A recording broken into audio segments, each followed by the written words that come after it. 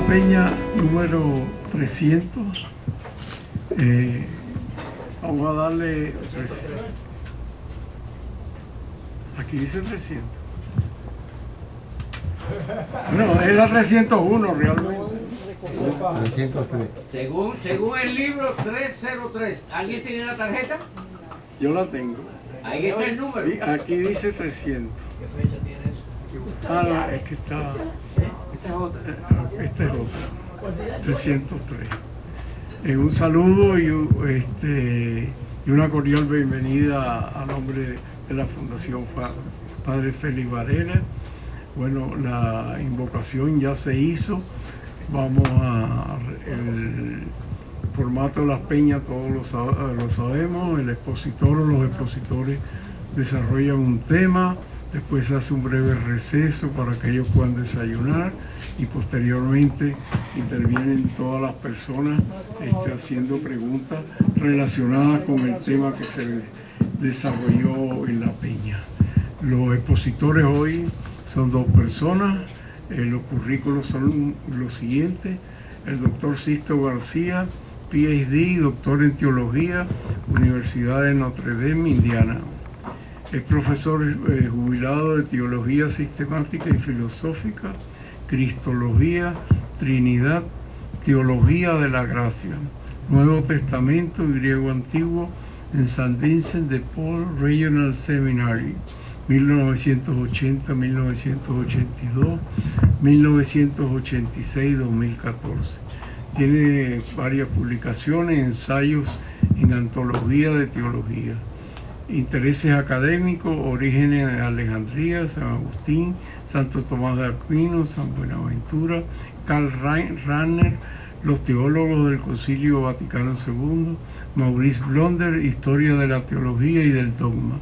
Residen en Boynton Beach desde 1986. Francisco Müller, ya todos lo conocemos, el actual presidente de la Fundación Félix Varela, profesor de física y astronomía en FIU, pianista, buen pianista que conte, y organista y compositor. Por sus múltiples talentos pudiéramos considerarlo un hombre del Renacimiento en pleno siglo XXI. Y sin más, los dejo con los dos expositores. Bien, ¿me pueden oír ahí atrás? Sí, no, pero Bien. Perfectamente. Primero quiero darle las gracias a Francisco Javier y a Germán Miret, ¿no?, por permitirme estar aquí hoy, a ustedes por permitirme compartir algunas ideas sobre Santo Tomás de Aquino, ¿no? La peña de hoy tiene como dos dimensiones, ¿no? Santo Tomás y el uso que hace Félix Varela, ¿no?, la apropiación que hace Varela sobre Santo Tomás. Sobre Santo Tomás se han escrito, innecesario decir, a lo largo de los siglos, un ingente número de volúmenes. Traje algunas de las más recientes, de las mejores introducciones y biografías, ¿no? La mejor es la del dominico Jean-Pierre Torrel en 2 volúmenes, que la tengo aquí, la pueden ver si quieren. Mi propio director de disertación doctoral, Tom O'Meara, el dominico, publicó este libro, Thomas Aquinas Theologian, y otros como tal. Tenemos 17 minutos cada uno, ¿no?, más o menos. Bien.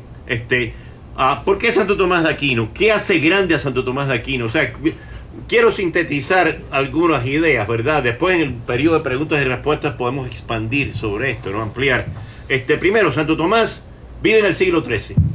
Nace en 1225, algunos lo fecharían un año antes. Muere el 7 de marzo de 1274 en la abadía cisterciense de Fossanova, camino al segundo concilio ecuménico de León, donde él y el franciscano San Buenaventura habían sido convocados por el Papa Gregorio X como teólogos asistentes del concilio. Que es una práctica muy antigua, como pueden ver, ¿no? Siglo XIII, o sea, un número probablemente mayoritario de los historiadores que yo he tenido que leer y que investigar, sobre todo alemanes, ingleses, franceses, nos dicen que el siglo XIII ha sido el siglo más revolucionario en la historia de Occidente, ¿no?, hasta el siglo XX. Hasta el siglo XX, el siglo de la tecnología, ¿no?, de la informática y todo esto, ¿no? ¿Qué hace revolucionario al siglo de Santo Tomás? ¿No? Y es lo que hace grande a Santo Tomás, ¿no? Él va a hacer una teología no para el siglo X, sino para el siglo XIII, los problemas de su época como tal, los asuntos de su época. El siglo XIII es revolucionario como ningún otro hasta el siglo XX, porque nos da instituciones y realidades que son parte de nuestra vida diaria. Primero, las universidades. nacen de las antiguas escuelas catedralicias y son escuelas para laicos. Los primeros estudiantes de las universidades son laicos, no son monjes, ¿verdad? Ni presbíteros de las iglesias locales, son laicos. Ofrecen 4 diplomas, 4 escuelas, ¿no? La escuela de arte, dentro de la cual se estudia filosofía, la escuela de teología, la reina de las ciencias, la escuela de medicina, lo que era medicina en el siglo XIII, y la escuela de derecho, que a partir de la fundación de la Universidad de Bolonia en 1229 ofrece derecho civil y canónico como tal. Van surgiendo las universidades: París en 1215, Salamanca en 1218, Oxford en 1208, Cambridge en 1209, y así, ¿verdad? Y eso se conecta con un segundo elemento aquí, ¿no? Las órdenes mendicantes, los franciscanos, cuya segunda regla es aprobada en 1223, los dominicos a partir de 1215, 1216. Ahora tenemos frailes predicando en el polvo de las calles al pueblo, haciendo teología a partir de su contacto con el pueblo, no encerrados en monasterios. Y la vida monástica siempre ha tenido y siempre tendrá una función muy importante y definitoria en la vida de la iglesia, pero las órdenes mendicantes son una revolución, ¿no? En la dinámica de la iglesia, la evangelización de la iglesia como tal. Ahora, ¿qué ocurre? Estos frailes, ¿no? Para poder cumplir su misión efectivamente, tienen que estudiar. O sea, para que no se pongan a hablar de lo que no saben, ¿no? ¿Dónde van a estudiar? En las universidades. Y a partir de 1229 ya tenemos en la Universidad de París 2 cátedras de dominicos. La cátedra de externos para dominicos nacidos fuera de París. Santo Tomás va a ser el 5º ocupante de esa cátedra, y la cátedra de internos para los nacidos en París. En 1236 empiezan los franciscanos como tal. Tercer elemento, van surgiendo las ciudades. Se va desmoronando el antiguo sistema feudal, castillos en torno al cual se desarrolla una villa. Ahora empiezan las ciudades. Cuando Santo Tomás tiene unos 25 años, hacia 1250, Londres es ya una ciudad de 40.000 habitantes, Roma tiene 50.000, París igual.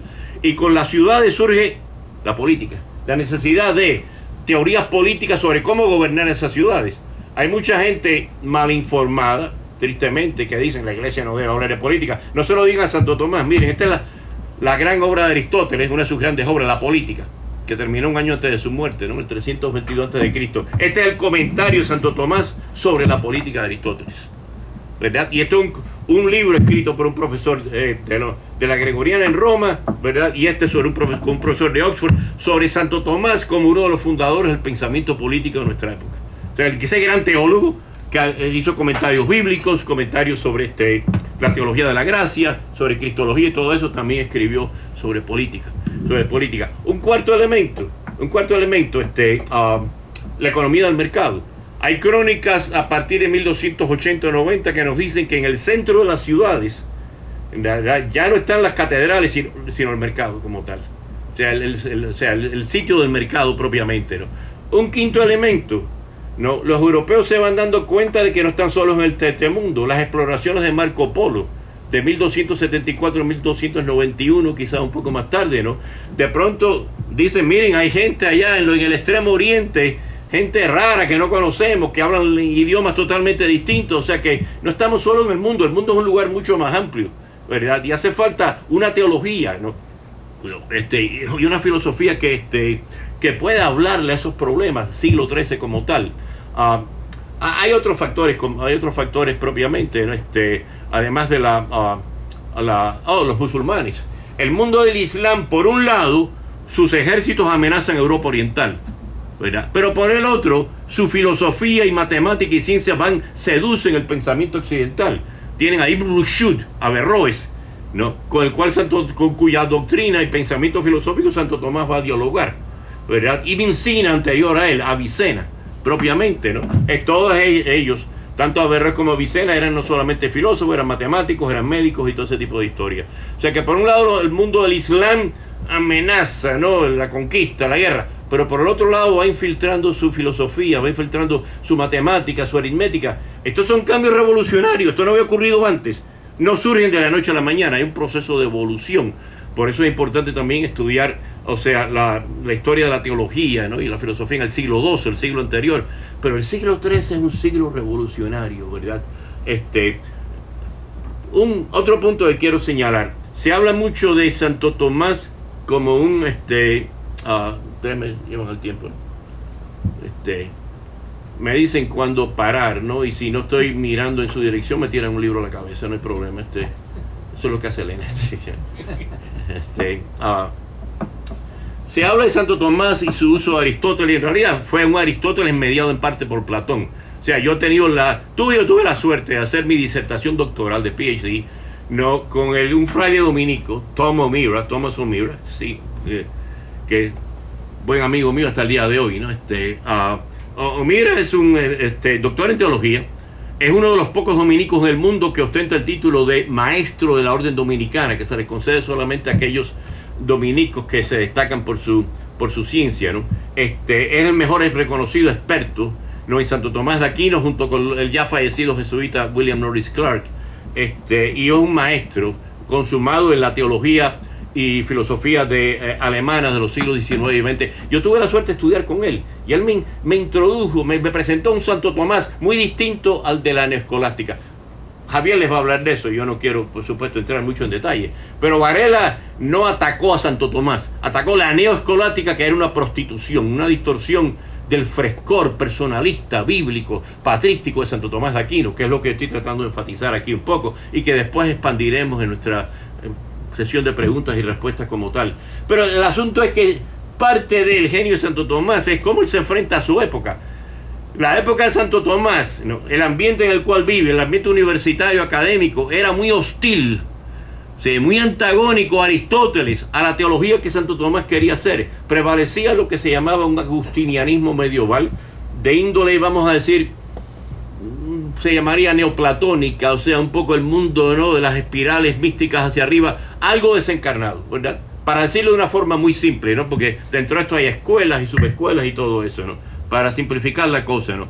Entre 1210 y 1263, o sea, 1211, 15, 36, 45 y 60, se promulgan 6 decretos prohibiendo enseñar la metafísica de Aristóteles en la Universidad de París. El último de ellos, en 1263, lo promulga el Papa Urbano, estando Santo Tomás de teólogo de la corte del papal ¿cómo se llama?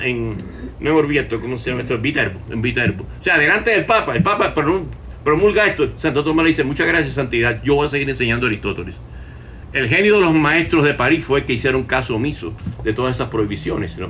Y siguieron con Aristóteles para adelante, ¿no? Enseñando. ¿Por qué la prohibición de Aristóteles? ¿Por qué Aristóteles, verdad? Y repito, es un Aristóteles que nunca se halla en su forma químicamente pura, ¿no? Aquellos de ustedes que han estudiado filosofía, ¿no? Es un Aristóteles siempre mediado por Platón. Al fin y al cabo, Aristóteles estudió 20 años en la Academia de Platón, ¿no?, en las afueras de Atenas, ¿no? La filosofía de Aristóteles y sus consecuencias teológicas se veían como amenazando un poco a la visión que existía en esa época, ¿no? La trascendencia de Dios. O sea, la creación tiene su gloria y su bondad tanto en cuanto refleja la gloria de Dios, no en sí misma, o sea, no como creación propiamente, ¿no? Luego, Aristóteles parece como su filosofía y sus repercusiones, sus reverberaciones teológicas parecen amenazar, ¿verdad?, esa trascendencia de Dios, ¿no? Y para Santo Tomás y el grupo en torno a él, ¿no? Él estuvo en Colonia, en Alemania, de 1245 a 1252, los 3 primeros años estudiando filosofía, ¿no?, bajo aquel maestro que era la mente aristotélica más enciclopédica que había, aún mayor que Santo Tomás, San Alberto Magno, ¿no? Sabía más de Aristóteles que nadie en ese momento, aún más que su discípulo Santo Tomás como tal, ¿no? Y estudiando escrituras también, eran los pasos previos a hacer su doctorado en París, ¿no?, que terminó en el julio más o menos, entre junio 17 y agosto de 1256, recibe el título doctoral. En aquella época no era doctor en teología, sino Magister in Sacra Pagina, maestro en la página sagrada, que no eran solo las escrituras, sino todos aquellos escritos, tratados o tradiciones que tenían que ver con la interpretación de las escrituras. Eso incluía la filosofía de Aristóteles, incluía las otras tradiciones filosóficas, ¿no? Y por supuesto la teología como tal. O sea, y Santo Tomás está consciente, o sea, no ese buey mudo, ¿no?, que San Alberto Magno, eso es lo que le decían a él sus compañeros de estudios en Colonia, ¿no?, porque hablaba poco, y San Alberto Magno dice: ustedes van a oír el mugido de ese buey mudo, ¿verdad?, en el futuro, hablar muy alto. O sea, Santo Tomás estaba consciente de eso, para entender un poco su, o sea, claro, se podrían dar cursos enteros, yo los he dado, ¿no? Sobre Santo Tomás, o por lo menos, ¿no? Con la presencia de Santo Tomás, ¿no? Como teólogo para su época. De nuevo, él no hace teología para el siglo XIX, sino para el siglo XIII. Y él es el primero que nos dice: hay que hacer teología para el siglo XXI, no para mi siglo XIII, ¿no? Y sin embargo, no, el método de Santo Tomás y su enfoque sigue siendo clave para hoy en día, precisamente, ¿no? Algunos de los textos claves se los menciono, ¿no? En torno al cual yo diría personalmente, ¿no?, que gira toda su teología, ¿no? Él escribió su obra de genio, la Suma Teológica. Dejé en casa 2 de los 5 volúmenes de la Suma que iba a traer, ¿no? Para aquellos de ustedes que puedan leer latín, es muy rico leer a Santo Tomás en latín, ¿verdad? Igual que San Agustín, ¿no? Esa gente escribieron para ser leídos en el idioma original por la belleza, ¿no?, del lenguaje. Pero bueno, un texto que tiene la primera parte de la Suma, ¿verdad? En la pregunta primera, artículo 8, donde dice, gratia non tolit naturam sed perficideam. La gracia no desplaza. El verbo latino tolere se traduce a veces como destruir. La gracia no reemplaza la naturaleza, sino la perfecciona. O sea, fíjense, gracia y naturaleza, ahí pegadito a las cosas concretas de la tierra como tal, de la historia, ¿no? En la pregunta segunda, artículo 2, dice, tiene esta famosa frase, ¿no? La fe presuponit rationem, o sea, la fe presupone, exige la razón, así como la gracia, sicut gratia naturam, así como la gracia exige la naturaleza. O sea, se puede traducir, ¿no?, el verbo latino presuponit como presuponer, pero en el latín escolástico del siglo XIII quiere decir como exigir. La fe exige la razón, ¿no? Para Santo Tomás, una fe no fundamentada en la razón, ¿no? Hay la encíclica del Papa San Juan Pablo II, ¿no?, sobre la fe y la razón, ¿no? 1988 creo que fue, ¿no? ¿Verdad? Y aborda ese mismo problema, o sea, esa misma cuestión. O sea, esa intimidad que Santo Tomás establece entre lo que es el mundo, vamos a decir, el mundo de la oración, el mundo del espíritu como tal, que nunca está desencarnado, ¿verdad? Del mundo de la realidad concreta, de la historia. Y un tercer texto que quiero citar, ¿verdad? En la primera parte de la segunda sección de la Suma, ¿no?, la prima secunde, pregunta 113, artículo 10, él dice, es un poco, el latín ahí es un poco enredado: naturaliter anima es capax gratiae. De su propia naturaleza, por su propio ser, el espíritu humano es capaz de, en realidad, lo que el latín ahí quiere decir, está hecho para la gracia. O sea, cuando Santo Tomás dice eso, está hablando que nunca existen por separado. Hay que distinguirla, pero no existen por separado. La gracia de Dios, que no es otra cosa para él, sino la vida trinitaria del mismo Dios. La gracia no es una cosa que Dios nos da. Para él es la vida misma de Dios presente entre nosotros, ¿no? O sea, la misma vida de Dios y el espíritu humano. O sea, que uno está hecho para el otro. Uno está hecho para el otro.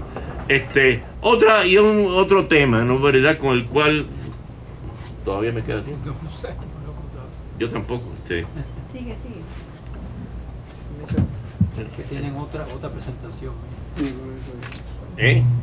No, yo lo sé, por eso no te quería. Bueno, 5. 2 minuticos más. 5 minutos me quedan. Ok, está bien. Ciertamente no quiero quitarle nada de la bella presentación de Javier, ¿no? Se habla mucho de la ley natural. Ese es otro tema. He cogido estos temas un poco al azar porque para mí epitomizan muy bien, representan lo que es el corazón del método de Santo Tomás, o sea, por lo menos de ciertos puntos fundamentales. Se habla de la ley natural, y aquí es donde puede haber diferencias de énfasis o de matices, ¿no?, entre diferentes teólogos y todo eso. Pero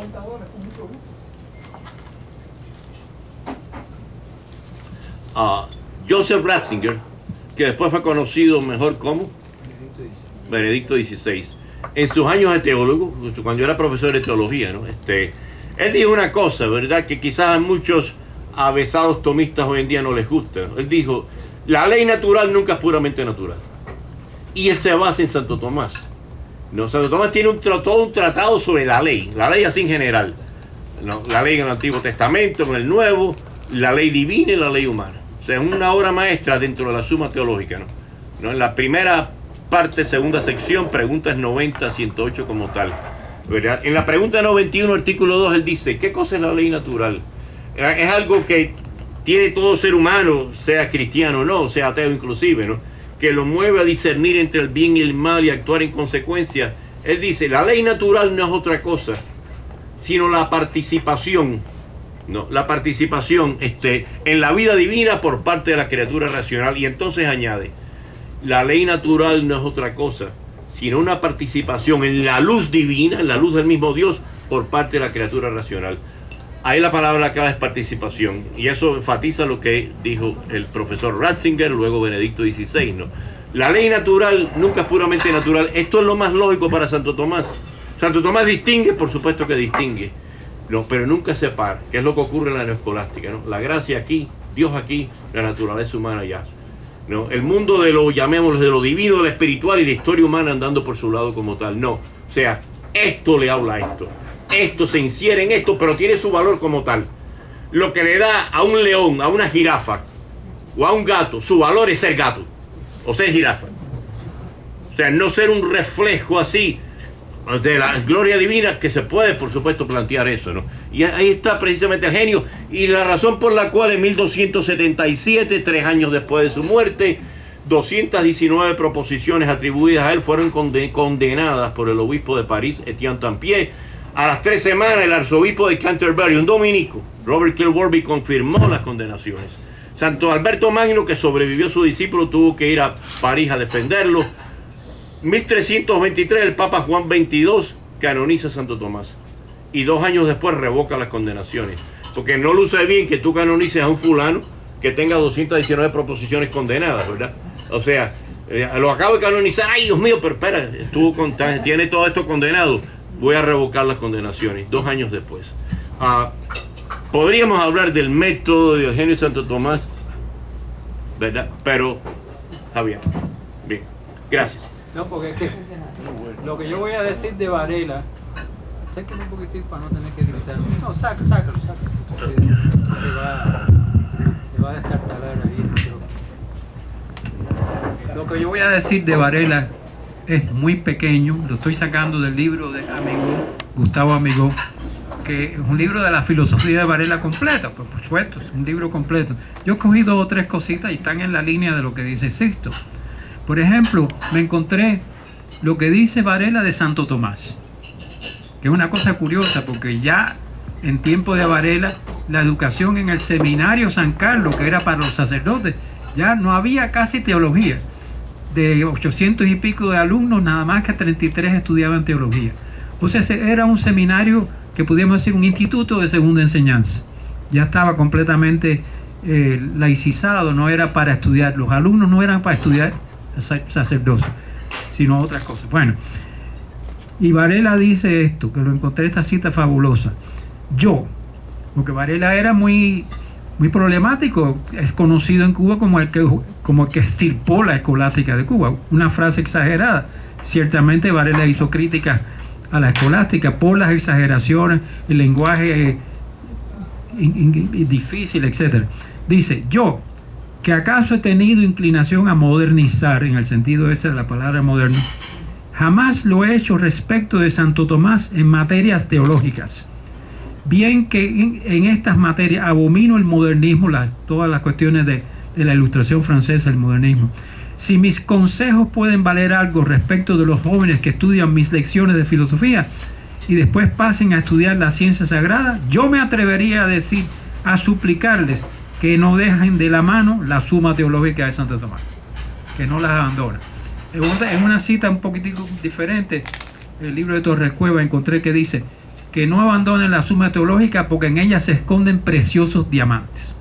Así que hay una confirmación perfecta de la doctrina tomista y de Santo Tomás, a pesar del aparato de crítica que hace Varela.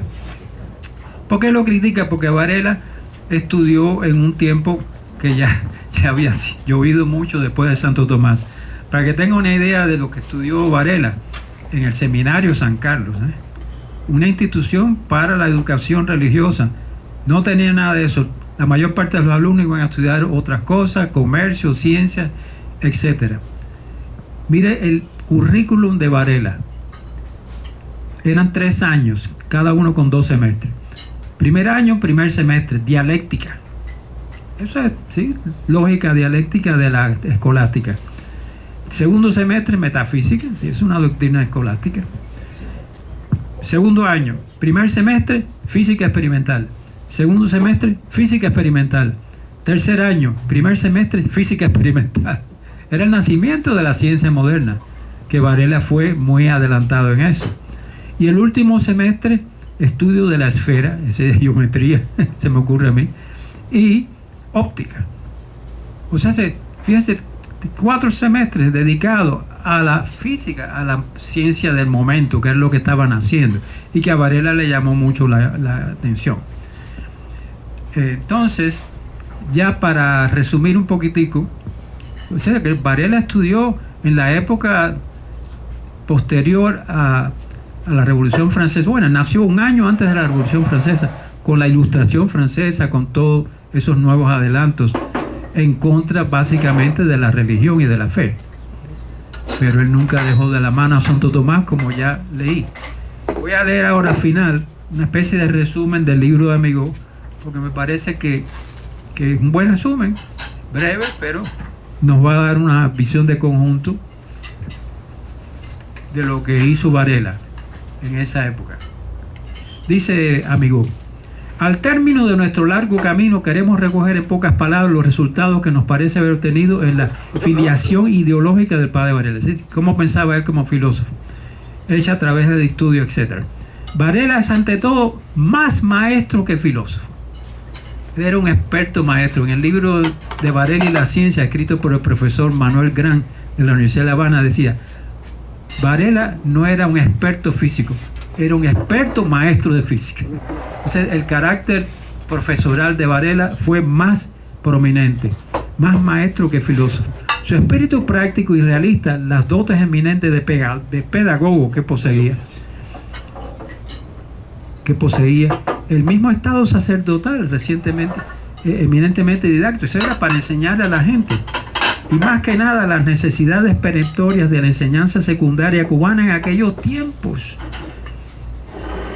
la llevaron decididamente por ese noble camino, bien distinto de las especulaciones hondas y sutiles que abominaba de la escolástica, que atormentaban a los alumnos. Decía él: tal vez al enjuiciar su obra nos hemos dejado llevar demasiado del título que entonces se le daba, lecciones de filosofía. Amigo dice: no, nada de filosofía. Pero modernamente es imposible dejar de comprender que por encima de todo Varela fue pedagogo y de cualidades excelentes. Como dijo Gran, más maestro de física que experto de física. Más todavía, aunque enseñaba en una cátedra del seminario, establecimiento de suyo dedicado a la preparación eclesiástica de los aspirantes al sacerdocio, sin embargo, en aquel establecimiento poseía un carácter predominantemente secular, o sea, no religioso. Era una especie de instituto de segunda enseñanza, que pudiéramos decir nosotros, o colegio de ella, donde el elemento clerical, bien atendido, forma una pequeña minoría. Había muy pocos estudiantes que iban a ser curas. Y predominaban en cambio los jóvenes deseosos de continuar sus estudios superiores en la universidad. Ese es el seminario San Ambrosio y San Carlos, ¿no? Donde estuvo Varela como maestro y como seminarista. Por eso Varela fue también pedagogo secular, no en el sentido del laicismo, sino que es una cosa muy distinta. Este marco explica bastante su aversión a lo que llamamos las disquisiciones inútiles que se veía por entonces minada la escolástica. La escolástica fue distorsionada, decadente, y su furor antiescolástico, esa aversión más dirigida a la forma y al método que al contenido. Varela sostiene las grandes tesis tradicionales y escolásticos. O sea, en medio de eso él está de acuerdo con Santo Tomás, pero lo que difiere es del método, del aparato, de la palabrería, de las cosas superficiales. Entonces, ya estoy terminando, era que el método escolástico no solo resultaba enteramente inadecuado para las clases de ciencias naturales, claro, nadie iba a explicar física con el método escolástico, y de la teología, por enmarañadas fraseologías y absurdos verbalismos. En este rechazo están de acuerdo con Varela los neoescolásticos, que había muchas cosas malas de la fraseologías y absurdos verbalismos. Por ejemplo, el latín simpliciter, en esa época, quiere decir absoluto. Una cosa simplista es una cosa absoluta. ¿De dónde acá? Pero eso es lo que los escolásticos habían puesto de moda. Un latín mal usado. Varela fue por consiguiente un pedagogo eminente de la juventud cubana, que al tomar sus ideas siguió los fundamentales de la filosofía cristiana escolástica. En el fondo, Varela era tan escolástico como Santo Tomás. Algo temperada por las corrientes modernas en escasos puntos. Por ejemplo, en psicología se dejó influir mucho por Descartes. Descartes decía que el alma dirigía al cuerpo. No, el alma no dirigía al cuerpo, el alma es la forma del cuerpo. Ok. Pero fue realmente el primero que nos enseñó a pensar, la famosa frase de Luz Caballero, dándonos forma y modo adecuado no solo para el cultivo de las ciencias naturales, sino también para el pensamiento filosófico y religioso. Si bien estos campos, por voluntad propia, no llegó a penetrar del mismo modo que en los primeros estudios de la ciencia. Su revolución fue ante todo metodológica y sistemática, pero apenas hizo influjo en los terrenos de las propias ideas. Era de método. Varela, pedagogo de la juventud cubana, es el título que mejor nos parece cuadrar a su figura noble, cristiana y sacerdotal. Con eso termino. Ok, mi pregunta es muy sencilla, pero siempre he tenido en mi cabeza. ¿Por qué le decían a Santo Tomás de Aquino el buey mudo, the dumb ox? Eso nació cuando en su periodo de estudiante en Colonia, bajo San Alberto Magno, 1245-1252, los 3 primeros años que estuvo ahí, estudió filosofía propiamente, ¿no? Bajo Alberto Magno también estudió escrituras, que eran requisitos previos para hacer su doctorado posterior en la Universidad de París. La anécdota es que Santo Tomás era más bien un individuo taciturno que no hablaba mucho, ¿no? Y sus compañeros de estudio le pusieron ese epíteto, ¿no? Por decir así, el buey mudo de Sicilia, porque él nació propiamente entre Roma y Nápoles, pero cuando era el reino de las 2 Sicilias, ¿verdad? Y San Alberto Magno le dijo a sus estudiantes: ustedes en el futuro van a oír mugir muy alto a ese buey mudo, ¿verdad? Se le pusieron el buey mudo porque era de carácter poco, vamos a decir, hablador, ¿no? Era más bien taciturno como tal, ¿no? Pero Alberto Magno, que la mentalidad aristotélica más enciclopédica de la época, ¿no? Tuvo esa intuición, ver en su joven discípulo, ¿verdad?, una sabiduría que florecería en el futuro, ¿no? Y eso ocurrió en ese periodo, hacia 1248, cuando él terminaba sus estudios de filosofía en Colonia. Es verdad que era gordísimo. Muy bien, bueno, o sea, bien, esa pregunta, aunque propiamente en un restaurante quizás no sea lo más, ahí se duda, porque Santo Tomás no era de origen latino propiamente, él pertenecía a su familia, ¿no? El conde de Aquino, ¿no? El Gandulfo, el conde de Aquino, era de, por decir así, venía de toda una tradición de normandos, o sea, el norte de Francia propiamente, ¿no? Que tienden a ser más robustos, rubios. Es más, la foto, un cuadro famoso de Rubens, ¿no? En el libro publicado por mi director de disertación doctoral, ¿verdad? Lo publicó un poco después que yo me doctoré, ¿no? Tom O'Meara, este libro, Thomas Aquinas Theologian, o sea, presenta a un Santo Tomás de Aquino probablemente más cerca del original, no tanto un gordinflón, un individuo gordo, sino un individuo más bien corpulento, sí, quizás de sobrepeso, ¿no? De pelo probablemente sobre lo rubio, ¿no? Lo cual correspondería a su raza normanda, ¿verdad? A su grupo étnico de los normando como tal, ¿no? que era prevalente en ese reino, de ese ambiente de las 2 Sicilias en el cual él nace. Él nace en el castillo de Rocaseca, ¿no? A mitad de camino entre Nápoles y Roma, como tal, ¿no? Y su familia es de estirpe normanda, ¿no? Ciertamente su padre, el Gandulfo, ¿no? O sea que fuera un individuo como se le pinta muchas veces, ¿no? Este otro cuadro quizás más contemporáneo de él, ¿dónde lo metí yo? Este otro libro, ¿no? Santo Tomás de Aquino y la teología, escrito por uno de los más grandes y más desconocidos teólogos del Vaticano II, Marie-Dominique Chenu, Santo Tomás y la teología, ¿no? Lo pintan quizás más corpulento, ¿no? que ahí, ¿no? Probablemente, yo me inclino a pensar por lo que he podido leer, y para mí no ha sido un tema de tanta importancia, pero es un tema interesante y me alegro que tú hayas sacado la pregunta, ¿no? Pertenecía a esa, ¿verdad? Vamos a decir, al grupo, a la etnia de su padre, ¿no? Y que tendían a ser corpulentos, ¿verdad? De pelo más bien rubio como tal, ¿no? Eso es lo que, vamos, eso es más o menos lo que yo sé, ¿no? Sí, bueno, normando germánico, el tronco indoeuropeo germánico propiamente, ¿no? Sí. Tengo una pregunta muy simple. ¿Cuál es la relación? No lo oímos. Una pregunta muy simple. ¿Cuál es la relación más profunda, más intensa que ha habido en la obra de ambos, de Santo Tomás de Aquino y de Padre Félix Varela? Bueno, yo creo que Javier en su muy estupenda presentación, como son todas las de él, ¿no? Yo creo que leyendo el libro, textos del libro del Padre Amigo, ¿verdad? Ha señalado eso. O sea, el genio de ambos para mí, ¿no? Es que, así como Varela, o sea, no es un pedagogo para el siglo XV, sino para su siglo XIX, principio del XIX. Y Santo Tomás no es un teólogo que aborda los problemas del siglo IX, sino de su siglo, del siglo XIII, ¿no? Es que precisamente ellos deben discernir, ¿no? Lo que Marie-Dominique Chenu, ¿no? Él fue el que acuñó la frase en el Vaticano II, los signos de los tiempos. ¿Cuáles son los signos de los tiempos? En el caso de Santo Tomás, como mencioné, ¿no? O sea, surgen las universidades por primera vez, la economía del mercado, las órdenes mendicantes y todo eso, y esto crea todo un ambiente nuevo. Para Varela, el caso de Cuba, ciertamente, pero Varela, o sea, ciertamente el caso de Cuba es central totalmente a su pensamiento, pero yo diría que Varela va más allá de eso, ¿no? Varela hay todo un esfuerzo por elaborar un pensamiento filosófico político, de filosofía política. O sea, si uno estudia a Varela con cuidado, aún en las cartas del Elpidio, ¿no?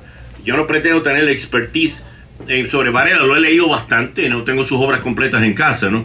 Cortesía de mi hermano jesuita Alberto, ¿no? Pero en Varela hay un esfuerzo de desarrollar un pensamiento de filosofía política, ¿no? Como lo hay en Santo Tomás, de nuevo. Esta es la política de Aristóteles, el texto griego original, y este es el comentario que hizo Santo Tomás sobre la política de Aristóteles. Problema de su tiempo. Esto se estaba debatiendo en el siglo XIII. En el caso de Varela, que se estaba debatiendo precisamente la cuestión de la, autonomía de los estados, ¿no? O sea, la independencia, la posible independencia de Cuba. Varela hace una traducción de las notas parlamentarias de Thomas Jefferson. O sea, ¿no? Y eso está en sus obras completas. O sea, él traduce las notas parlamentarias de Thomas Jefferson. Aquí, el futuro de Cuba. Exacto, aplicándolo a el problema que le compete en ese momento a él, no a problemas de 200 años más para atrás. Para mí es si me permites un aside aquí, ¿no?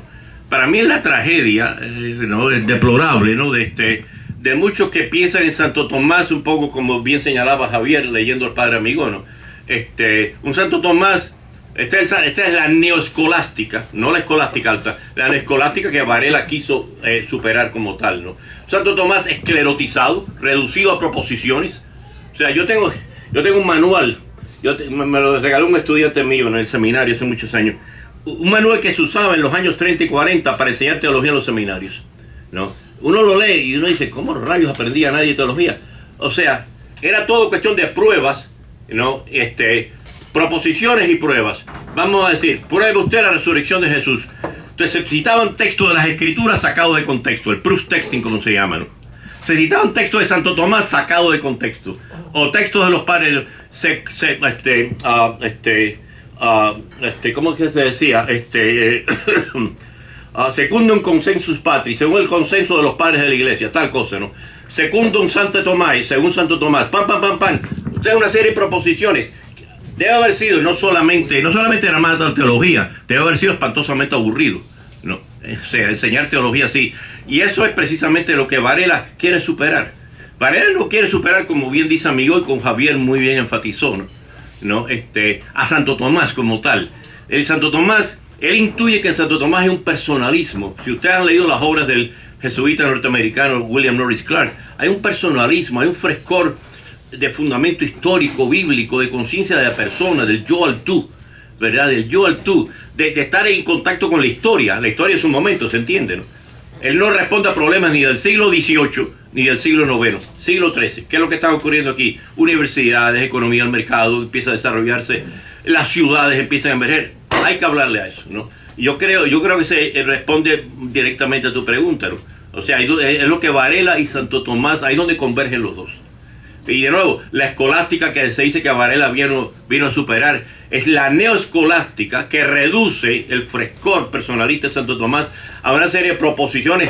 Yo debí haber traído ese manual, se publicó en 1938. O sea, si hubiera estudiado teología con eso, me hubiera hecho ateo, básicamente, ¿no? ¿En serio? Una cosa, o sea, ¿cómo usted prueba tal cosa? Bueno, probado, ad Santa Escritura probatur, decía, texto de la Sagrada Escritura, sacado de contexto. Ad Sante Tomae probatur, probado por Santo Tomás. Pam, pam, pam, pam, pam. Ad consensum patribus probatur, según el consenso de los padres. Pam, pam, pam, pam, pam, pam, pam. Dios mío, cuando tú terminas eso, tienes una cantidad de información en la cabeza terrible y ninguna sabiduría. Y todo esto era en latín, porque las clases se daban en latín. Ahora, este manual está en latín, sí, sí. Este manual está en latín, sí. Sí, perdón. Otra pregunta. ¿Qué se enseña en estos momentos? ¿Qué se enseña en estos momentos en el seminario? ¿La neoescolástica, la teología de Santo Tomás de Aquino u otra? Bueno, yo enseñé 30 años en el seminario San Vicente de Paul. Dicho sea de paso, ahí mi colega más íntimo y sigue siendo como un hermano para mí, el doctor Tony López, hermano de Pablo López, ¿no? Y su papá, como bien dijo Zavala, ¿no? Fue distinguido miembro de la agrupación, creo que le decían el búho sabio. Sí, el búho sabio, un experto en San Juan de la Cruz y todo eso, ¿no? Y Tony y yo, o sea, yo me jubilé en el año 2015, a principios del 2015. Y en ese momento todavía gozábamos de gran libertad académica, ¿verdad? El nuevo rector luego estableció ciertas restricciones y el nuevo rector hoy en día ya es obispo, ¿no? Que Dios los guarde donde quiera que estén, ¿no? Impuso una serie de restricciones como tal. El nuevo rector fue antiguo estudiante mío, el padre Alfredo Hernández, está tratando de cambiar eso, pero, o sea, lo que se enseñaba era la teología, pero se enseñaban, había un programa de introducción a la filosofía para los seminaristas que no habían tenido filosofía. Tony y yo enseñamos algunos cursos ahí. Yo enseñé epistemología, Tony historia y otras cosas. Pero entonces se daba teología sistemática. Tony enseñaba, el currículum era en primer año de teología se enseñaba teología fundamental. ¿Qué cosa es teología fundamental? Es algo así, pero mucho más expandido, tipo Vaticano II, de lo que antes era la apologética. O sea, la defensa de la fe. Pero hoy en día eso no se reduce a lo de este manual. ¿Cómo usted defiende la resurrección? No, sino lo que se estudia son los fundamentos de la fe. O sea, básicamente la fe misma, el acto de fe, los fundamentos escriturísticos, históricos, patrísticos, la fe, la revelación. ¿Qué cosa es la revelación? Vaticano II, la Constitución de Verbum, a Jesucristo y la Iglesia, ¿no? De ahí entonces Tony enseñaba antropología teológica, el ser humano considerado como tal. Entonces, en segundo año, ¿verdad? Yo les daba cristología, les daba teología trinitaria y algunos años también les di teología de la gracia, ¿verdad? Y cuando tuvimos problemas con el historiador, el profesor de historia de la iglesia, nos endilgaron a Tony y a mí, además de esos cursos, enseñar historia de la iglesia. Yo me reuní con Tony López y le dije, mira chicos, vamos a hacer una cosa, vamos a enseñar teología histórica. No tanto historia de la iglesia, serie de fechas y matracas de esas, ¿no? Sino la historia interpretada teológicamente, ¿no? Nos pusimos de acuerdo en eso, ¿no? O sea, esa era parte del programa. Además de eso está el currículum de escrituras. Se empieza con lo básico, introducción a los métodos científicos contemporáneos de la escritura. O sea, Soto sabe de todo esto, ¿no? Crítica a la redacción y todo eso, ¿no? Luego, Antiguo Testamento, dividido en 3 secciones, ¿no? Pentateuco y todo eso, ¿no? Profetas y un curso de los profetas. Luego, Nuevo Testamento, los evangelios sinópticos, San Juan aparte, San Pablo, Corpus Paulino, ¿no? Pero entonces estaba la parte práctica propiamente, ¿no? O sea, había 4 cursos de homilética, de cómo predicar. A la luz de lo que yo oigo los domingos, a muchos de ellos no le hizo efecto ninguno, ¿no? Pero para mí, yo he redimido ya tanto purgatorio. Yo creo que ya yo tengo crédito en el purgatorio de oír homilías estúpidas. Estúpidas. Algunos de ellos antiguos alumnos de teología y clase, ¿verdad? Pero bueno, había un curso de teología de la homilética, teología de la predicación y luego 3 cursos ya prácticos de cómo predicar, ¿no? Como tal, ¿no? Curso de pastoral, cómo celebrar los diferentes sacramentos, ¿no? Celebrar en una época, la mejor época, lo que yo llamaría la mejor época para mí, la que yo más disfruté de mis 30 años en el seminario, y Tony López y yo, Tony López está de acuerdo conmigo, tenían que aprender a celebrar sacramentos, por lo menos 3 sacramentos en los 2 idiomas, ¿no? Cada curso que se daba, los que mencioné, teología fundamental, cristología, trinidad, patrística y todo eso, se daba en los 2 idiomas. ¿Qué idioma? Español e inglés. Español e inglés. Yo di muchos de esos cursos en ambos idiomas. Un semestre un idioma, otro semestre otro idioma y todo eso. Las cosas han cambiado desde que el antiguo rector se hizo rector, ¿no? Y bueno, pero por lo menos en aquella época, ¿verdad? Yo creo que había una formación sólida. Teníamos profesores, casi todos los profesores. O sea, el seminario era una escuela de graduate level, ¿no? Nivel graduado, porque concedíamos títulos de maestría en teología abierto a los laicos. Estaba abierto a los laicos. O sea, tenemos laicos. Yo le he dado clase a luteranos, a bautistas, mujeres. Una de mis estudiantes más brillantes fue una mujer que estaba estudiando para el sacerdocio episcopaliano. Me acuerdo el nombre de ella, Carol, ¿no? Me acuerdo que uno de los mejores term papers que nadie me hizo, además sobre cristología, me lo hizo esta mujer, una episcopaliana, ¿no? Y o sea que había una apertura notable. Era Vaticano II en su mejor forma. En su mejor forma, ¿verdad? Y había libertad académica. Eso yo me acuerdo, el último rector previo a este otro, el monseñor Keith Brennan, de la diócesis de San Agustín, nos hicimos muy buenos amigos. Él no era propiamente un teólogo, su intención era dejar al seminario en un buen asentamiento financiero, ¿verdad? Ser un administrador, pero nos dejaba plena libertad académica, ¿no? Y eso sí, Tony y yo me acuerdo que lo apreciábamos mucho.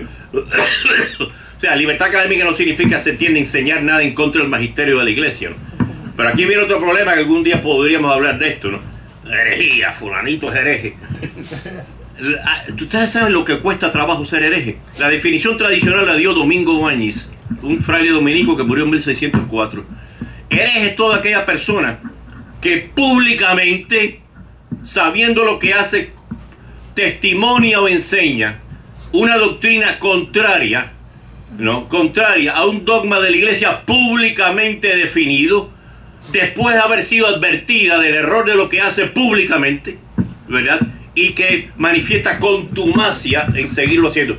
O sea que si tú quieres ser hereje, tienes que trabajar duro, porque no es cuestión de decir 2 cosas, ¿verdad? Y bonito es hereje. Si tú quieres ser hereje en el sentido canónico de la palabra, ¿no? Tienes que trabajar duro, cumplir estos requisitos como tal. Pero no, el seminario pasó por esa época de oro. Yo tengo gratos recuerdos de mis estudiantes. Tuve estudiantes brillantes. Tenía uno que tenía una maestría en música de Yale, ¿verdad? University. Tony y yo lo consideramos quizás el más brillante que tuvimos, uno de los 2 o 3 más brillantes. Conocía a Santo Tomás, conocía a los padres de la iglesia, podía leer en latín y en griego. Era una delicia enseñar a este fulano. Hoy en día es párroco en la diócesis de San Agustín, ¿no? Tony y yo lo recomendamos para que lo enviaran a Europa, a Alemania, a un sitio que hiciera un doctorado. Y le dijimos al rector, y es una pérdida. O sea, la iglesia necesita gente como esta, porque era un individuo de una fe, de teología súper avanzada, pero de una fe fiel a la iglesia, siempre plenamente. Era americano, un balance difícil, ¿eh? Era americano. Sí, era americano, de origen italiano, italoamericano. Pero hay obispos, bueno, no quiero entrar en eso, ¿no? No quiero que nadie me escriba un reporte. Bueno, Hans Kuhn y Schillebeeckx consideran... Schillebeeckx lo considero, Schillebeeckx desde el punto de vista de teología académica, o sea, de competencia teológica, no estoy hablando aquí de la iglesia. Yo considero que Schillebeeckx fue dominico, ¿no? Fue más competente. Hans Kuhn murió no hace mucho, ¿no? Fue un teólogo para mí más sólido, más profundo, ¿verdad? La cuestión con Schillebeeckx es que él empezó escribiendo sobre lo que era su especialidad, teología fundamental, teología de la gracia, teología de la fe, la revelación, pero entonces un día se le metió en la cabeza, cuando en mediados de los 70, ¿no? Cuando empezó el problema del Jesús histórico, el Cristo de la fe, Soto, tú sabes de eso, ¿no? Mucho, ¿verdad? Y mucho. Entonces empezó a hacer research sobre y tomó la línea más bien una línea de mitologizante alemán Rudolf Bultmann, ¿no? Y eso le trajo críticas de los mejores exégetas católicos, Raymond Brown entre ellos, Francis Moloney y otros, critican a Schillebeeckx por meterse a hablar en áreas donde él no es muy competente. En general yo lo considero mejor teólogo como teólogo académico, ¿no? Que Hans Kuhn como tal. Pero Kuhn dijo muchas cosas buenas, ¿no?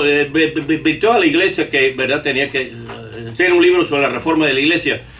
Él fue teólogo consejero en el Vaticano II, igual que Skilevich, ¿no? Más joven. Skilevich nació en 1914, que uno en 1927, 28, y todo eso, ¿no? Fueron sacerdotes jóvenes, teólogos en el Vaticano II, ¿no? Y que un era hombre de una competencia, una cosa que tienen en común todos estos grandes. Y los que fueron de verdad los inmortales, ¿no? Karl Rahner, Rudolf Lubac, Yves Congar, ¿no? Es un dominio despótico sobre la historia de historia de la teología y del dogma. O sea, tú le mencionas qué dijo Gregorio Nacianceno en el año 370 sobre esto, ¡pum!, te lo pueden decir.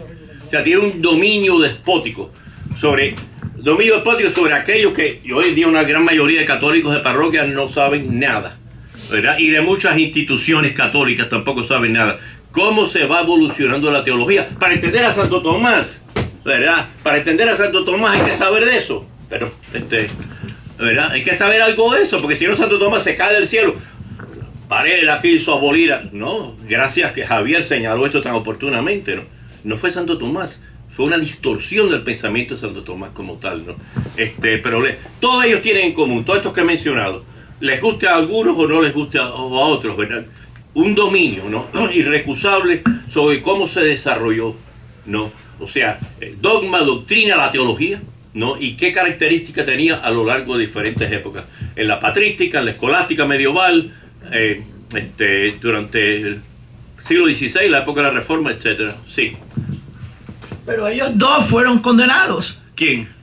Skilevich y Skilevich jamás fue condenado. Jamás fue condenado. Él tuvo un problema cuando publicó su libro, curiosamente, no tanto los 3 volúmenes de Cristología, que le atrajo la crítica de colegas, no de Roma, sino de colegas de él. Raymond Brown entre ellos lo criticó, y Rudolf Schnakenburg y otros, ¿no? Sino su libro, que para mí está muy matizado, después fue reivindicado. Su libro Ministry, al inglés traducido. Su libro sobre teología de los ministerios. Él publicó 2 libros sobre ese tema, ¿no? Y su primer libro para mí es una obra genial, porque fíjense, es una obra de análisis, como hizo también el gran jesuita, ¿no? Cuya causa ha sido introducida, Rudolf Lubac, uno de los grandes teólogos del Vaticano II, ¿no? Donde tiene un dominio tremendo. Ahí demuestra Skilevich, como Don Lubac lo hizo sobre la teología de la gracia, ¿no? Sobre cómo se desarrollan los ministerios. O sea, no siempre hemos tenido al Papa con el dogma de la infalibilidad, que no es tan remoto. 18 de julio de 1870, Vaticano I, la Constitución Pastor Eternus define el dogma de la infalibilidad con las restricciones. El Papa tiene que hablar en materia de fe y costumbre, hablando de la Iglesia Universal, todo eso, ¿no? O sea, ¿cómo se desarrolla la idea de los ministerios? ¿Cómo surge la idea del diácono, para empezar? No, la idea de los... Primero tenemos San Pablo nos menciona en la carta de los Filipenses, los episcopoi, los supervisores, obispos, decimos hoy en día, con los diáconos. La palabra presbítero no sale en el Nuevo Testamento, sino hasta las cartas tardías de San Pablo, primera carta a Timoteo, ¿verdad? ¿Cómo se desarrolla el concepto mismo de eso sí, yo di clases de esto, años, por lo menos 19 de mis 30 años en el seminario yo hablé de esto, ¿no? ¿Cómo se desarrolla la noción del primado de Roma? Uno lee eso hoy en día, yo leo eso hoy en día en ciertos grupos católicos, ¿no? ¿Verdad? Y traen la leña, ¿no? Para así, hacerme barbecue ahí mismo, porque, o sea, tuvo un desarrollo, o sea, desde el comienzo, una vez como dijo un vetusto jesuita, ya Pedro, ya era papa, en un momentico, o sea, el concepto de ser papa, el pontificado tiene su desarrollo, ¿verdad? Tiene su desarrollo, o sea, hasta el siglo V, hasta el concilio de Calcedonia, el patriarca de Constantinopla gozaba del mismo nivel de autoridad y respeto que el obispo de Roma, ¿no? Aunque ya se manifestaba la superioridad, la primacía del obispo de Roma, ¿no? Vicario de Cristo, ¿quién usa esa? El Papa Inocencio III en 1215, Vicario de Cristo. Anterior a eso, el Papa Ciricio en el año 380 había usado la expresión Vicario de Pedro, que fue el título que tuvo el Papa hasta que 800 años más tarde viene Inocencio III. O sea, el dogma, la teología, la espiritualidad, la iglesia misma evoluciona, porque si no evolucionan se mueren, ¿verdad? O sea, esto hay que tomarlo en cuenta, hay que saber esto, hay que saber la historia. Bueno, pero Pedro no fue el primer Papa, sí mirado desde el punto de vista del siglo XXI para atrás, ¿no? Pero interpretado en contexto teológico, ¿no? Repito, esto que yo digo, algunos oídos puede ser demasiado atrevido, pero esto ya es teología vieja, por favor. Lo que estoy hablando aquí es cosa que ya se vienen diciendo hace más de 50 años. No estoy inventando nada nuevo. Romagosa me lo puede, él también es un experto teólogo. Sí. Rodolfo, ¿quieres una pregunta? Una pregunta, sí, según los criterios, es también para Francisco. Okay. Yo quisiera saber cuál es el criterio de ustedes con respecto a los aportes que se hizo para la iglesia en ambas obras, en ambas vidas, la de Padre Varela y la de Santo Tomás de Aquino. Y si hay alguna diferencia, si hay alguno de los dos que se haya destacado más en el aporte a la iglesia como a la sociedad y al crecimiento humano.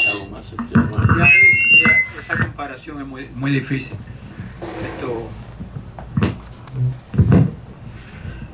Varela no fue tan teólogo como Santo Tomás, aunque Varela lo usa y dice que él no quiere que lo abandonen nunca, que en la Suma Teológica hay preciosos diamantes. Pero él no es original en cuanto a ideas teológicas. Varela es un maestro, como decía Grant con la física. Varela no fue un experto físico, sino un experto maestro de física, que es una cosa muy distinta. O sea, Varela tiene ese carisma de la enseñanza. Cuba necesitaba eso en ese momento. Cuando empezó la escolástica en Cuba, fue como 3 siglos después que en Europa. O sea, la escolástica empezó muy atrasada en Cuba. Y la enseñanza también. Cuba fue una cosa inventada hace poco. Y Varela tuvo esa vamos a decir, iniciativa, y siempre de acuerdo con Santo Tomás, con la doctrina de la iglesia. Ahora, originalidad, su pedagogía, su eliminar las cosas inútiles, los razonamientos confusos, el aparato ese que llamaba la escolástica, el idioma grecolatino bárbaro, la escolástica que no era tal filosofía, era un palabrería. ¿Okay? No hay una originalidad de creación teológica, es la pedagogía de Varela. Yo creo que eso distingue a Santo Tomás.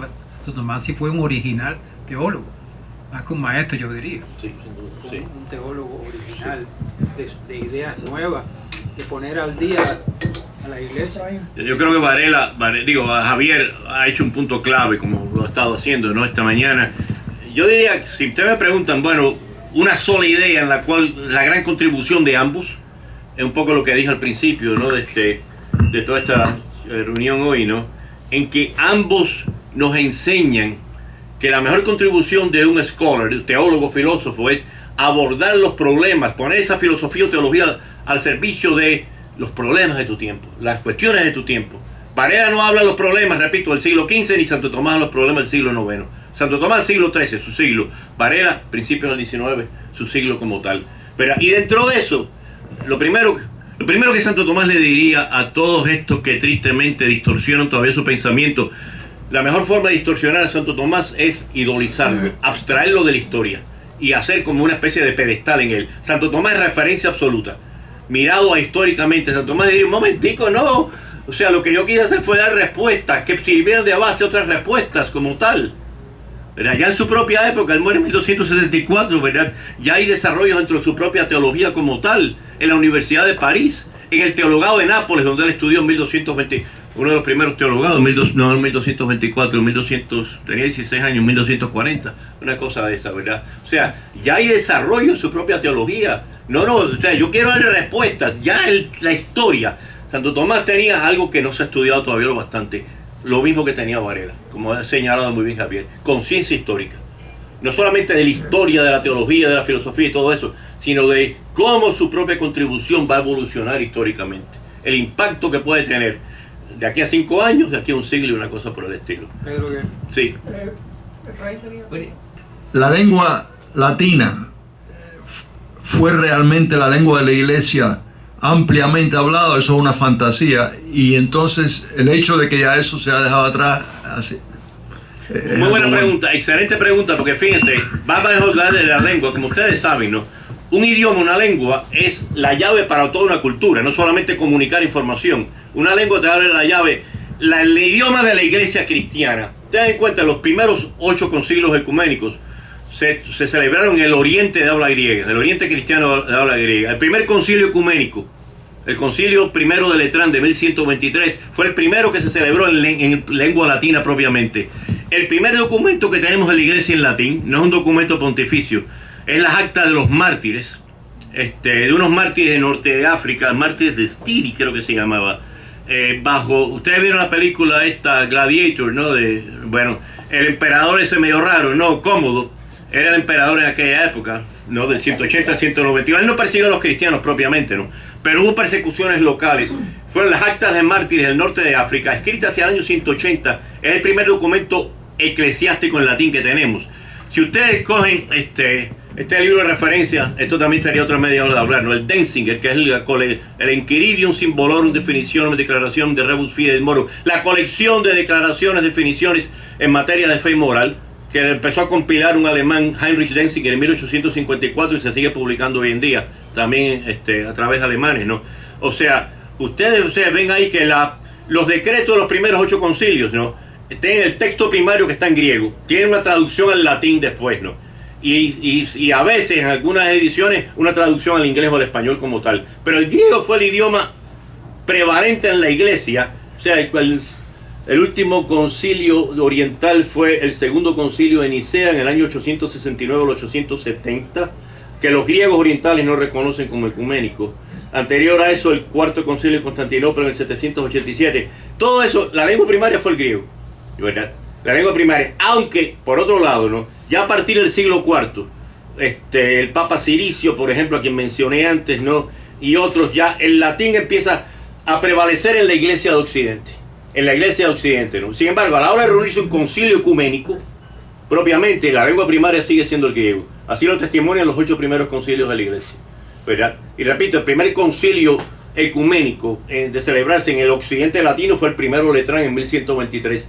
El segundo Letrán, 16 años después, fue el primer concilio que decretó en los cánones 3 y 5 el celibato universal, que es de desarrollo también tardío, ¿no? Celibato universal para los ministros ordenados en la iglesia, ¿no? Pero bueno, la pregunta es muy buena porque estamos hablando, es una pregunta de tremendas implicaciones, porque sabemos el cisma que ocurrió en el año 1054, ¿no? Cuando se excomulgan mutuamente, ¿no? Los patriarcas, el patriarca de Constantinopla, Miguel Celurario, y el Papa Esteban, ¿no? Excomunión que se levantó en 1964 cuando Pablo VI se abrazó con el patriarca Atenágoras y se levantaron la excomunión que había durado 910 años, ¿no? Mutuamente, ¿no?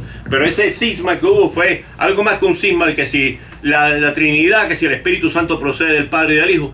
Fue un cisma de cultura. O sea, la separación entre Oriente y Occidente ya empieza, aún antes que haya una separación canónica, formal, ya empieza a partir del siglo IV. La patrística en ese momento occidental tiene a San Hilario, tiene después a San Agustín en el siglo V, pero es la patrística oriental. San Juan Crisóstomo, y anterior a los 3 padres Capadocios, Gregorio Nacianceno, Gregorio de Niza, es la gloria de la patrística en el siglo IV. Eso va creando, ¿qué distinción hay? El énfasis en Oriente, en el dogma trinitario, en la mística, en la espiritualidad como tal. El Occidente, a partir de Tertuliano, siglo III, ¿no? Que murió separado de la iglesia, ¿no? O sea, una forma de pensar más lógica, más rigurosa, menos proclive a lo místico como tal. Entonces, hay algo más que diferencias teológicas. Ahí es lo que hay, ya son diferencias culturales que se traducen, culturales que se traducen también en cuestiones políticas, ¿no? Y lo que le pone la tapa al pomo, por decir así, fue la horrible masacre, ¿no? Durante la Cuarta Cruzada de Constantinopla en 1204, donde los cruzados latinos de Occidente asaltan a sangre y fuego a una ciudad cristiana en ese momento, a Constantinopla, ¿no? Violan mujeres, matan ¿no? Y eso, más que ninguna otra discusión teológica sobre el filioco, el Espíritu Santo, hasta el día de hoy, es que lo que los griegos orientales, no en comunión con nosotros, no nos perdonan todavía, ¿verdad?